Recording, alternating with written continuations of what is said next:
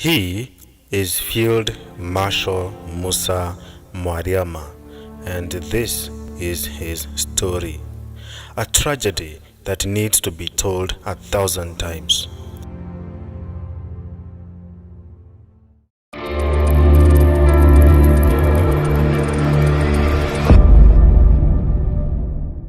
Mwariama was a courageous leader of the Mau Mau resistance. The mere mention of his name sent shivers down the backs of the pale invaders from the British Isles. Because of him, the white men and women made sure to carry their guns at all times, for no one knew the moment and the time when he would suddenly spring from the air like a ghost and exact punishment upon the white man for his crimes against the black man.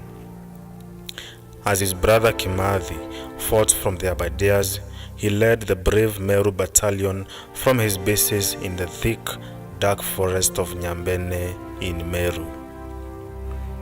Here are some shocking facts about him. Number 1, he is the highest ranking Mau Mau leader who survived the war without being killed or captured by the white man. But my soul weeps when I remember it was a black man like him who finally put him in chains and stole his dignity. Number 2, after independence, they decorated him with the National Order of Elder of the Burning Spear, EBS, a title that meant nothing to him as it did nothing to his predicament. He was also given a 15-acre piece of land in Timau, Meru. It was barren and in a very cold place on the slopes of Mount Kenya. It was not an act of generosity because actually it was a loan he was supposed to pay back to the government, but he knew better than to complain. Number 3, before joining the Mau Mau, he worked as a security guard in Nairobi. When he saw what the white man was doing to his brothers and sisters, his heart raged in anger. He took the oath, grew his hair long, and joined the movement to fight for the liberation of Kenya from the white man who had stolen our freedom, pride, and land. Number 4, his stay in the dark, dangerous forests sharpened his senses. In fact, even after the British had packed their bags and left, he was still paranoid about his safety. He had to be. There was another oppressor in town, and he was more ruthless and cruel than the white man could ever be. He was black, like him.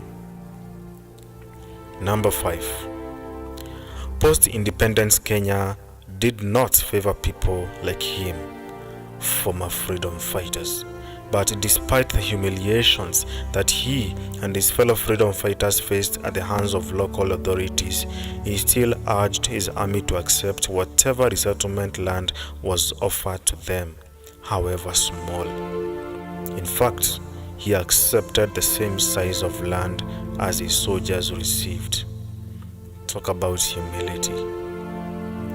Number 6, while the others were given land and government positions in Nairobi, he was handed a pathetic job as an assistant chief. He later resigned. He couldn't take the humiliation anymore. Number 7, in 1964, he was offered 335 shillings by the Kenyatta government to stand down after Kenya's independence. But stand down for what? He asked himself. When he turned down the offer, he was put on an enemy list, and a month later, he was charged with sedition and thrown in prison for 6 months. All because he had demanded for what was rightfully his. After release, poverty forced him to accept the money.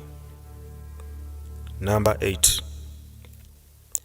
one day in 1989, in the grasslands of Ukambani, a friend he was traveling with was bitten by a poisonous snake. In an instant, he started sucking the poison out from his leg. His friend survived, but he died that day. Little did he know that he had a cavity in his tooth. A final act of sacrifice. His burial in Kambogo village in Timau was a very low-key affair. Number 9. He died poor, and his children did not even get an education. As we fought for the nation to get independence, our families were humiliated by colonialists, houses were burnt, and our property, including cattle, was seized. What is even more painful is that even after getting out of the forest and having independence, we have nothing to show for it. Lastly, I can bet you 1,000 times over that Mwariama still turns in his grave in deep resentment at how badly the post-colonial government treated the Mau Mau. It is an abomination that the very people who shed blood and endured a hard life fighting in the forest were later humiliated, imprisoned, and even killed, like his brother Baimonge.